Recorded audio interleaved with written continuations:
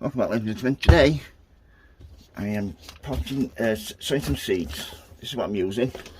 There's 50% peat free and another 50% which is organic, which is between 40 and 70% peat. So roughly probably 30% of this is peat.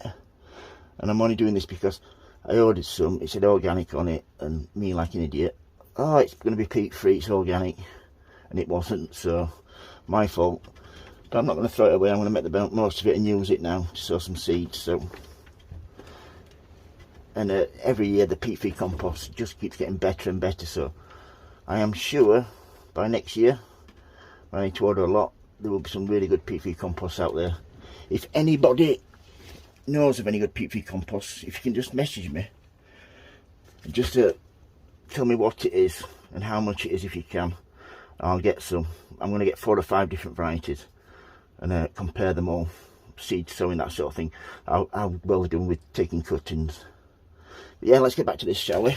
So I'm going to show you, just made up my little name tag. I don't know if you can see that. This is what I'll be sowing today. Calceolaria X hybrid sunset mixed. There's my name tag and there's the date on it. These are permanent markers, so all that does is just go on the side there. These are the growing instructions. Let's read them out to you. This is a greenhouse plant. This is why I'm growing this, because my greenhouse will be plenty warm enough over the winter. Sow spring to late summer in good seed compost. Scatter the seeds on the surface of the compost. Seal in a polythene bag or cover with a piece of glass until after germination, which usually takes between 14 and 21 days at 25 Celsius, 75 Fahrenheit.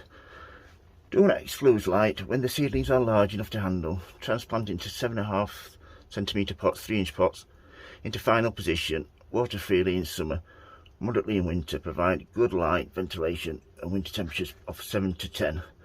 Packed in the UK. So let's get these sown, shall we? Some little kit what I use for my name tags. Got these permanent markers, black and green.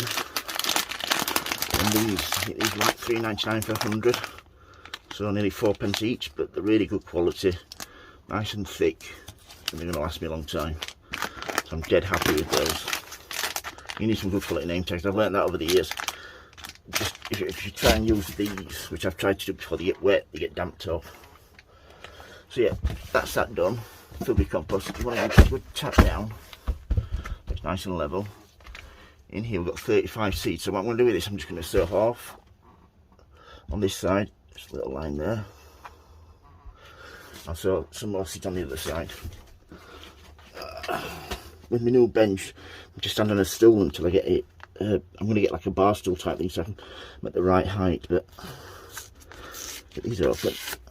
Always check the edges there, that's where a lot of seeds get stuck. Like I said, just over the edge. You can't even see these, are that small. So if you just zoom in on those a little bit more, just see those just there, absolutely so small. Just give them a tap, and that's it. Seeds in there. That's those done. I always keep the packets though. Always keep those on one side, just because it gives all the information that you're going to need. Right, I was just checking the top here because these are absolutely, you need your glasses on to see these. Yeah, there's a few in there. Wow, in fact there's quite a few in there. That surprised me, that. Get those up. Yeah, that's that done. So yeah, that's how to sow calceolaria hybrid sunset mix. If you've got any questions, don't hesitate to ask, folks. If you like my videos, please subscribe. And remember, happy sowing, happy growing. Thank you for watching, everybody. And please keep safe. Thank you. Bye.